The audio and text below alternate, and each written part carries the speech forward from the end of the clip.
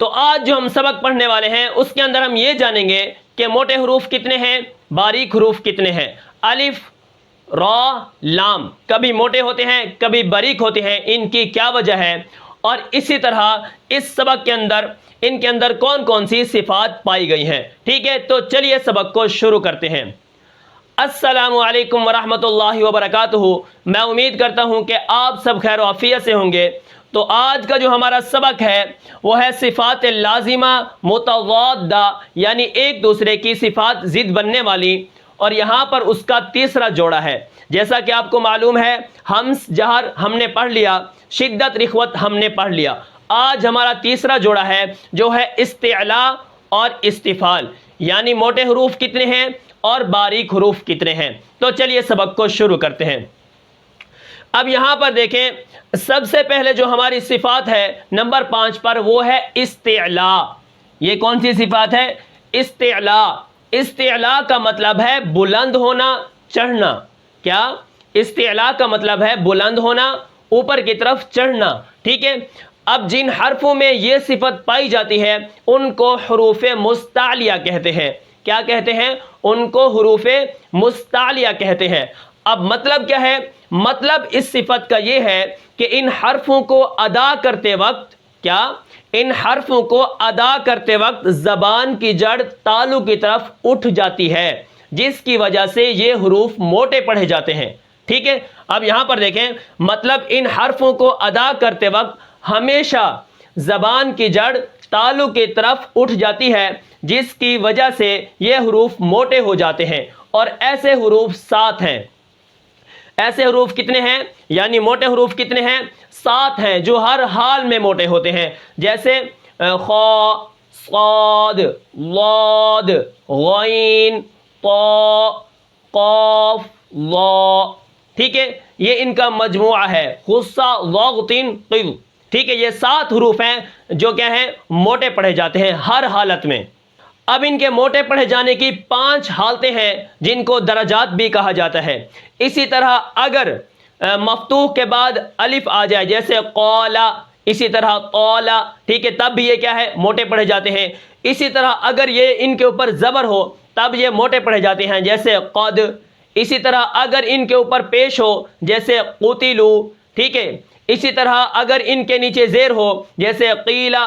تو یہ ہر حال میں ان کے 5 مراتب ہیں۔ ٹھیک ہے، ہر حال میں کیا ہے؟ موٹے پڑھے جاتے ہیں۔ ان کے اوپر زبر ہے، زیر ہے، جزم ہے، کچھ بھی ہے، کیا ہے؟ یہ ہر حالت میں کیا ہے؟ موٹے پڑھے جاتے ہیں۔ صفت استعلاء کا مطلب ہے بلند ہونا، زبان اوپر کی طرف اٹھ جاتی ہے، جس کی وجہ سے یہ حروف موٹے پڑھے جاتے ہیں۔ ٹھیک ہے، ایسے حروف کیا ہیں؟ 7 ہیں، جن کا مجموعہ میں نے آپ کو بتایا ہے، غصہ، ضغط، قذ ہے۔ ٹھیک ہے، اب یہاں پر دیکھیں، ایک اور سوال پیدا ہوتا ہے کہ زبان کیسے اٹھتی ہے۔ ٹھیک ہے، جب ہم کیا کرتے ہیں، زبان کی جڑ کو کیا کرتے ہیں، آخر میں جب زبان کی جڑ کو ہم اوپر تالو کی طرف اٹھاتے ہیں، ٹھیک ہے، جب اٹھتی ہے تو آواز میں رکاوٹ اور بلندی پیدا ہو جاتی ہے، جیسے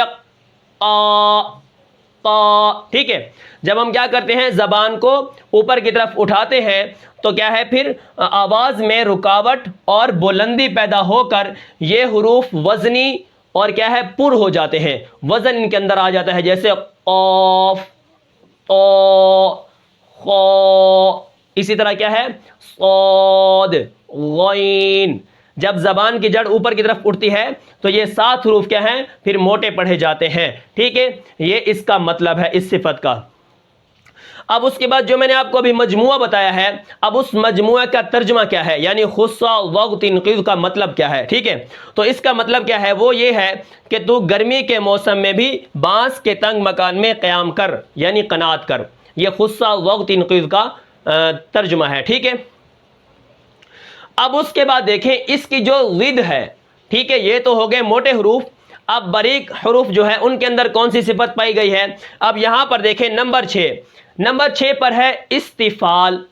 اب استفال کا مطلب کیا ہے؟ نیچے رہنا۔ اس کا کیا تھا؟ بلند ہونا۔ یہ کیا ہے؟ نیچے رہنا، اوپر نہ چڑھنا۔ ٹھیک ہے، زبان اوپر کی طرف یہاں پر نہیں اٹھے گی۔ استفال کا مطلب کیا ہے؟ نیچے رہنا۔ اب یہاں پر دیکھیں، جن حرفوں کے اندر یہ صفت پائی جاتی ہے ان کو مستفیلہ کہتے ہیں۔ ٹھیک ہے، اب مطلب اس صفت کا یہ ہے کہ ان حرفوں کو ادا کرتے وقت زبان کی جو جڑ ہے وہ تالو کی طرف نہیں اٹھتی، جس کی وجہ سے یہ حروف باریک پڑھے جاتے ہیں۔ اب ایسے حروف کتنے ہیں؟ ایسے حروف 22 ہیں۔ 22 کتنے؟ 20 اور 2 22 حروف ہیں جو کیا ہیں؟ باریک ہیں۔ ہم نے وہاں پر نکال لیے ہیں 7، باقی بچ گئے 22۔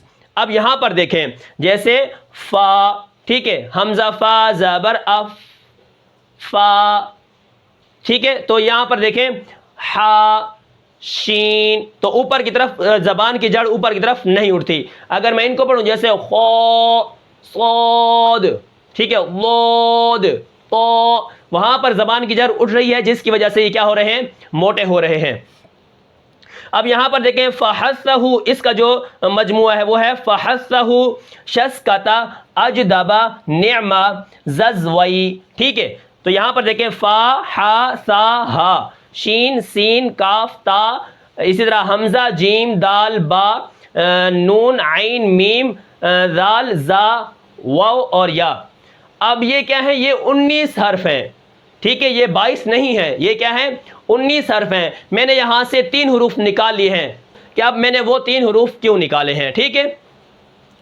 اب یہاں پر دیکھیں، یہاں پر بھی وہ حروف نہیں ہے استعلاء کے اندر کہ وہ موٹے پڑھے جاتے ہیں، اور استفال کے اندر ان کو شمار کر دیا ہے۔